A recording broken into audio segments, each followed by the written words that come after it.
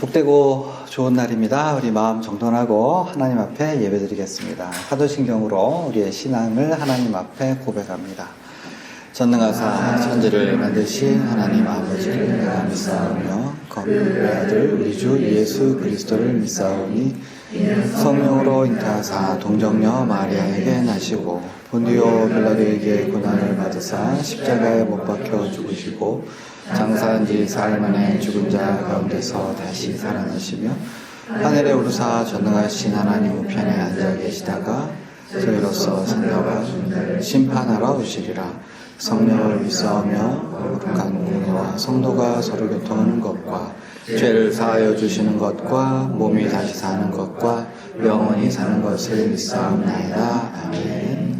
살아계신 아버지 하나님, 이 시간에 주님 앞에 예배드립니다. 이 주님의 이름으로 모인 이 심령에 주께서 친히 안수하여 주시고 이 시간에 하나님의 영광을 바라보며 주께서 어떠한 사랑으로 우리를 사랑하셨고 우리를 어떻게 구원하셨는가를 다시 한번 우리의 마음속에 아로새기게 하시고 주 안에서 살아가는 이 인생에 대해서 깊이 감사하며 늘 하나님 앞에 영광을 돌리겠다는 그러한 결단을 하는 시간 되어지도록 주장하여 주옵소서. 감사드리며 살아계신 예수님의 이름 받들어 기도하옵나이다. 아멘. 사랑할게요. 주는 나를 기르시는 목자여 나는 주님의 귀한 어린 양 푸른 풀과 맑은 층의 물가로 나를 인도하여 주신다. 주는 나의 좋은 목자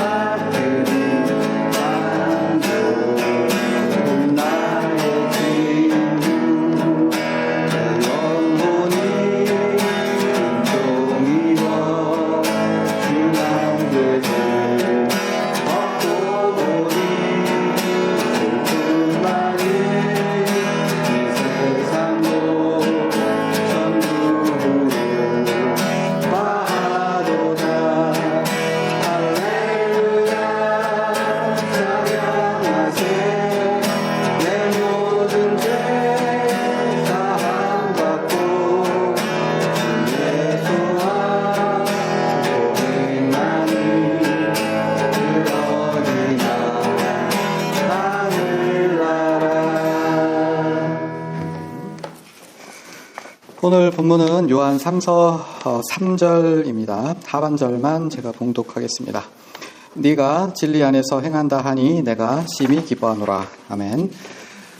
요한 1서는요, 두 가지 말씀을 우리에게 주죠. 사랑과 진리.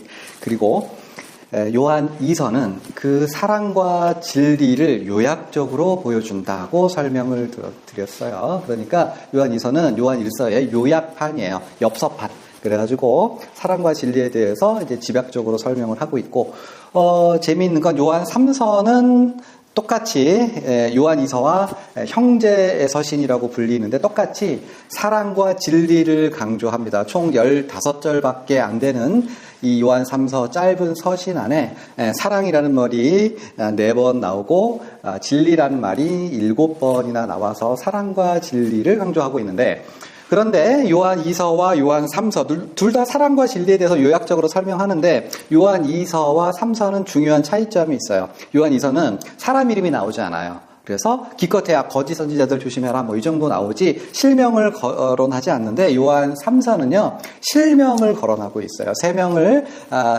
이름 가이오, 디오드레베, 그 다음에 데메드리오, 다시요. 가이오, 디오드레베, 데메드리오 이렇게 세 인물을 언급하고 있는데요. 이 세 인물에 대해서 자신이 느끼는 감정을 굉장히 솔직하게 밝히고 있어요. 그 감정을 드러냄으로써 무엇을 하고 있냐 하면, 사랑과 진리로 살아가는 사람은 이러한 모습임을 우리에게 보여주고 있는 거죠. 통상적으로 제가 여러분 앞에 이제 말씀을 전할 때 본문에서 주장하는 바를 잘 풀어서 설명해 드리고자 하는데, 이번 요한 3서의 경우는 이래라 저래라 하는 성경 본문의 내용의 명령을 전달하는 것이 아니라 사도 요한이 이 세 인물에 대해서 느꼈던 감정에 대해서 살펴봄으로써 사랑과 진리를 기준으로 사는 삶이란 과연 어떠한 것인가를 지표로 삼고자 합니다. 과연 이 사도는 세 인물에 대해서 어떤 감정을 느꼈을까? 첫 번째는 가이오인데요. 그 가이오에 대해서 오늘 우리가 봉독한 말씀에 대해서 이렇게 얘기를 하고 있어요. 그러니까 편지를 받는 수신인 가이오에 대해서 네가 진리 안에서 행한다 하니 내가 심히 기뻐하노라. 주 안에서 내 자녀들이 예수님의 뜻대로 살아가는 것, 진리 안에 살아가는 것을 보는 것만큼 나에게 더 큰 기쁨은 없어. 이렇게 이야기를 하고 있어요.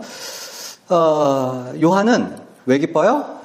가이오로 인해서 기뻐요. 그런데 이제 사실 잘 보면 가이오가 하늘에서 별을 따거나 자기 집을 팔거나 땅을 팔거나 남들이 못할 아주 큰 일, 위대한 일, 훌륭한 일, 어려운 일을 감당하는 게 아니라 그냥 주일날 예배 잘 드리고 예수님에 대한 신앙을 부인하지 않고 찾아온 손님들 잘 대접하고, 실상 제 생각엔 여러분보다 그렇게 나을 것이 많지 않은 것 같아요. 그냥 신앙인이라면 누구나 다 할 수 있는 정도를 하고 있는데 그걸 보고 요한이 하면서 기뻐하고 있는 거예요. 그래서 첫 번째 키워드는 기쁨입니다. 우리가 신앙생활을 하면서 훈련을 여러 가지를 받죠. 기도해라, 감사해라, 봉사해라, 헌신해라. 그런 거에 비해서 상대적으로 기뻐하라는 것은 그렇게 강조되지 않는 덕목인 것 같아요. 그러나 빌립보서를 보건 에베소서를 보건 데살로니가 전서를 보건 기도와 감사보다 뭐가 앞에 있어요? 항상 기뻐하라. 쉬지 말고 기도하라, 범사에 감사하라라고 하고 있어서 뭘 강조해요? 기뻐하라는 걸 강조하고 있어요. 기뻐하라고. 인생 살아가는 거에 대해서, 신앙에 대해서 기뻐하라고 얘기를 하고 있어요. 왜 그렇게 사도들은 기쁨에 대해서 강조하고 있느냐? 잘 보시면 우리가 기뻐하는 게 가장 하나님을 기쁘시게 하는 것이기 때문입니다. 신앙인은 기뻐해야 될 의무와 권리가 있는 거예요. 여러분들이 여러 가지 이렇게 신앙적인 이런 의무들을 행하잖아요. 그런데 뭐가 하나님이 가장 기뻐하실까? 여러분들이 자녀를 키우신다면 자녀를 두고서 한번 생각해 보세요. 자녀가 산에 가서 산삼을 캐와가지고 막 바쳤을 때 물론 기쁘겠죠. 그렇지만 그거보다 자녀가 자기 인생을 그리고 자기가 살아가는 거에 대해서 엄마 아빠가 나를 낳아주셔가지고 막 너무 행복하고 재밌게 살 때 부모로서는 진짜 구름을 떠다니는 것 같은 기쁨을 누리잖아요. 정확하게 같은 맥락에서 하나님께서 우리에게 넌 제발 좀 이렇게 살아라라고 하는 건 우리가 어떻게 기쁘게 살아가는 거예요.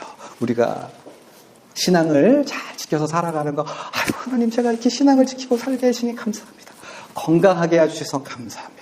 먹고 마시고 살아가는 누구와 원수 맺지 아니하고 우리의 자녀들이 올해도 무럭무럭 자라고 엄마라고 부르고 아빠라고 부르고 엄마라고 부를 사람이 있고 아빠라고 부를 사람이 있고 그리고 직장에서 일을 하고 돈을 벌고 설거지를 하고 밥을 먹고 맛있는 커피를 마시고 그 다음에 자전거를 타러 나가고 그 모든 것이 막 너무 좋아하면 그 옆에서 하나님이 우리 예수님이 세서 너도 좋으냐? 나도 좋다라고 말씀하시는 거예요. 같은 예화 하나만 더 들어서 아빠가 용돈을 탁 줄 때 애가 울면서 이 버러지 같은 놈에게 무슨 용돈을 주세요. 땅을 치며 통곡하는 사람이 이뻐요? 아니면 팔딱 뛰면서 아빠가 돈 줬어요? 막 마찬가지로 우리가 하나님이 우리를 사랑하시고 독생자를 보내주셔서 희생함으로 우리를 구원하실 정도로 사랑하신다면 가장 우리가 무엇으로 하나님을 기쁘시게 할고 답은 나오죠? 우리가 우리의 주어진 삶에 대해서 감사하고 기뻐하는 것. 우리의 의무와 권리는 기쁨이라고 하는 것 기억하셨으면 좋겠고요. 두 번째. 9절에서 보면 디오드레베를 언급하고 있어요. 디오드레베는 누구냐 하면 순회 요한이 보낸 순회 전도자들을 이렇게 이제 몰라주고 이 사람들을 박대하고 이 사람을 대접하려는 사람들을 또 막아가지고 그러니까 요한과 요한의 이 파견한 사람들에 대해서 박대한 사람들이에요. 이 사람들에 대해서 그래서 이제 사도 요한이 이게 뭐라고 하냐면 9절에 보시면 내가 가면 그 행한 일을 잊지 아니하리라. 잊지 아니하리라. 이 말은 그냥 넘어가지 않고 내가 그 사람 얼굴을 보고 대면해서 공개적으로 비난을 하든 추례를 하든 뭔가 내가 공식적으로 처리를 하겠다. 네 놈이 행했던 거 내가 결코 없었던 걸로 할 거 아니야. 반드시 보응을 하겠다. 악을 행하는 이 건방진 놈, 그놈 내가 가만두지 않겠다라고 하는 결연한 의지를 보여주고 있어요. 사도 요한의 결연한 분노를 볼 수 있죠. 뭘 봤다고요? 분노를 보았습니다. 두 번째 키워드 분노입니다. 교회 안에서 분노는 금기시 되지만 실제로는 예수님도 굉장히 분노하기를 주저하지 않으셨었고요. 진리 안에서의 분노는요, 이게 에너지가 돼요. 이 분노에 에너지가 있어야 돼요. 화가 막 나가지고 막 열정으로 자기를 태우는, 그래서 나에게 잘못한 사람들, 진리 안에서 합당하지 않게 했던 일에 대해서 어떻게 해서든 해결하려는 의지와 에너지 그리고 결단이 필요합니다. 아버지, 어렸을 때 왜 저 그렇게 억지로 밥을 먹게 했어요? 사람이 애가 좀 안 먹을 수도 있지. 그렇게 떨어진 것까지 주워 먹으라고 강요를 하고 바락바락 소리를 쳐서 저에게 깊은 상처를 주십니까? 그래, 미안해. 내가 그때는 네가 밥을 너무 안 먹어가지고. 그래, 내가 너무 지나쳤다. 잘못했다. 내가 안 그럴 거야. 당신은 왜 그렇게 나를 무시해? 여보, 내가 그 무시한 거 몰랐어. 내가 조심할게. 여보, 당신이 그렇게 스트레스 받고 괴로워하는지 몰랐지. 그래, 미안해. 에? 마치 예수님을 믿는다는 건 죄 지은 사람처럼 웅크러뜨리고 어떠한 일이 있어도 그냥 막연히 가만히 참고 넘어가고 그냥 술에 술 탄 듯 물에 물 탄 듯 그냥 아무것도 아닌 것처럼 그렇게 사는 게 복음 안에서 합당한, 때로는 참고 그럴 때도 있지만 사실은 하나님의 크신 은혜와 사랑을 입은 자로 하나님과의 연결고리가 있어서 하나님 앞에서 존엄성을 가진 사람으로서 하나님께서 나를 그렇게 사랑하셨는데 네가 왜 나의 존엄성, 나의 나됨을 무시하느냐. 내가 예수님의 이름으로 결코 용납하지 않겠다라고 하는 분노가 필요해요. 그래서 아프면 아프다, 괴로우면 괴롭다, 너 그러면 안 된다라고 하는 결단이 있어야 될 거고요. 그래서 말씀하셔야 되는 거예요. 내 마음 알아주겠지. 아니요. 어떻게 알아요? 말해야 합니다. 우리 집 교훈 중에 하나가 뭐죠? 말 안 하면 모른다 하지 않습니까? 말해야 아는 거예요. 화가 나면 화가 난다. 슬프면 슬프다. 짜증나면 짜증난다. 이거에 대해서 난 참을 수가 없다. 라고 말씀을 하셔야 되는 거예요. 나라는 존재는 핏값으로 사신 바 되었기 때문에 예수님의 이름으로 무시당하거나 없는 것처럼 되거나 그렇게 아무것도 아닌 것처럼 넘어가시면 안 되고, 더 중요하게는 내 속에 있는 누구? 디오드레베에 대해서 분노하셔야 돼요. 내가 예수 믿은 지 30년이 되고 40년이 되었는데 나밖에 몰라. 남들을 무시해. 그렇게 했을 때 야, 넌 도대체 인생을 이렇게 살 거야? 라고 하는 자기 자신을 객관적으로 두고 그거에 대해서 분노할 수 있는 사람이 되어야 되는 거죠. 넌 그러면 안 되지. 내가 더 이상 나를 그런 식으로 사는 건 용납하지 않겠다라고 하는 그거. 두 번째고요. 마지막으로 요한은 데메드리오를 언급합니다. 데메드리오를 언급하는데 이 사람이 신실한 사람이었어요. 신실한 사람이라고 하는 걸 공동체도 인정하고 요한도 더불어 인정합니다. 앞서 나온 디오드레베는 어떤 사람이라고요? 자기가 으뜸되기를 원하면서 남을 인정하지 않는 사람인데, 요한은 뭐합니까? 데메드리오가 굉장히 훌륭한 사람이고 복음을 전하는 사람이고 인정을 받는 사람이, 내가 그거를 인정한다. 세 번째 키워드 인정입니다. 사람 고마운 줄 알고, 사람 귀한 줄 알고, 내가 누리는 것이 당연한 것이 아님을 인정하는 사람이 되라는 교훈입니다. 하나님의 사람은요, 다른 사람을 인정하는 사람이죠.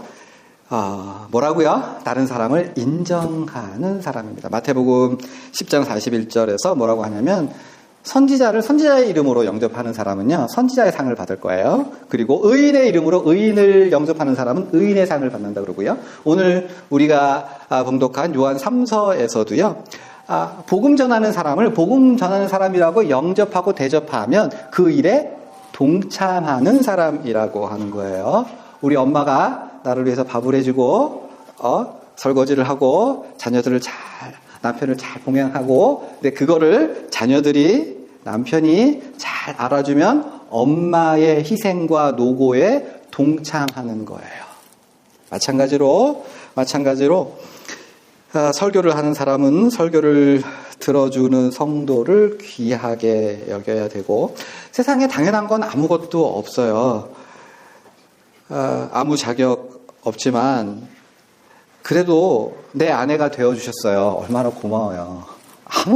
내가 내 아들이 되어주고 내 딸이 되어주고 내 엄마가 되어주고, 이렇게 관계가 지어주는 거는 너무나 당연한 것처럼 받아들여지기 쉬운데, 그러지 말고 진짜 내 와이프가 돼서 고마워, 내 남편이 되어서 고마워, 내 자녀가 되어서 고마워 라고, 이게 당연한 게 아니야. 남편이 나가서 돈 벌어오는 것도 당연한 게 아니라 진짜 고마운 일이네. 사람들의 귀함을 인정해야 되는 거. 정말 당신은 나에게 귀중한 사람입니다. 당신이 없으면 내가 어떻게 살 수 있겠어요. 진짜 당연한 것이 아니라 이게 진짜 나한테 고마운 일이다라고 인정을 하는 모습을 사도 요한은 우리에게 보여주고 있습니다. 자, 설교를 정리하는데요. 사실 오늘 세 가지 감정을 말씀드렸죠. 첫 번째는 벌써 잊어먹었죠. 첫 번째는 기쁨이었고요. 두 번째는 분노였고, 세 번째는 인정이었는데, 이 세 가지 감정은 한 해를 정리하는 기준으로서 준비했습니다. 이 세 가지 기준을 가지고 올 한 해 동안 내가 기뻐할 일, 내가 진짜 기뻐했나? 이거 진짜 기뻐할 일인데 내가 기뻐했나? 내가 분노할 일인데 그냥 넘어가고 막 이렇게 수그려들어서 내가 담대함을 잃어버리고 분노하지 못한 건 아닐까? 그렇게 두면 안 되는 건데 내가 그냥 넘어가고 있나? 세 번째, 내가 인정할 거 인정하지 않나? 일상 중에 내가 받는 은혜와 사랑, 이런 좋은 관계들, 좋은 친구들, 좋은 동료들, 이런 관계에 대해서 내가 너무 그냥 무심하게 당연한 것처럼 아니라 이제 내가 이걸 진짜 감사하고 기쁨으로 은혜로 받아들여야 되겠다. 이렇게 좀 한 해를 돌아보셨으면 좋겠고요. 그렇게 우리가 우리 자신을 예수님의 말씀으로, 진리로 이렇게 쭉 돌아보고 우리 자신의 잘못된 것 비판하고 잘한 건 스스로 칭찬하고 자부심을 가지고 그렇게 정리가 잘 되면 우리 예수님께서는 자비하고 온유하셔서 우리가 생각하는 그것을 가지고 더욱 큰 은혜를 베푸실 것으로 저는 그렇게 믿습니다. 네, 기도하시죠.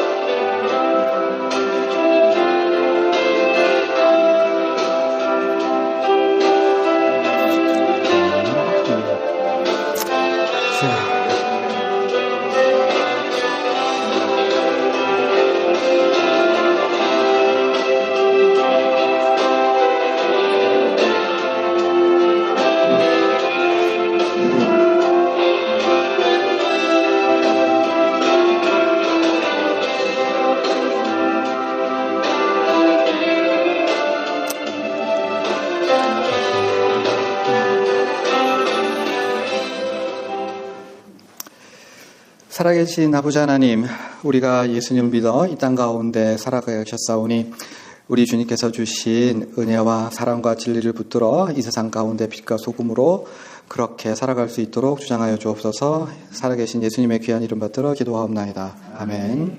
하늘에 계신 우리 아버지여, 은혜를 받으시오며 나라가 임하시오며 뜻이 하늘에서 이루어진 것 같이 땅에서도 이루어지이다. 오늘 우리에게 일용할 양식을 주시옵고 우리가 우리에게 죄 지은 자를 사하여 준 것 같이 우리의 죄를 사하여 주시옵고 우리를 시험에 들게 하지 마시옵고 다만 악에서 구하시옵소서. 나라와 권세와 영광이 아버지께 영원히 있사옵나이다. 아멘. 아멘.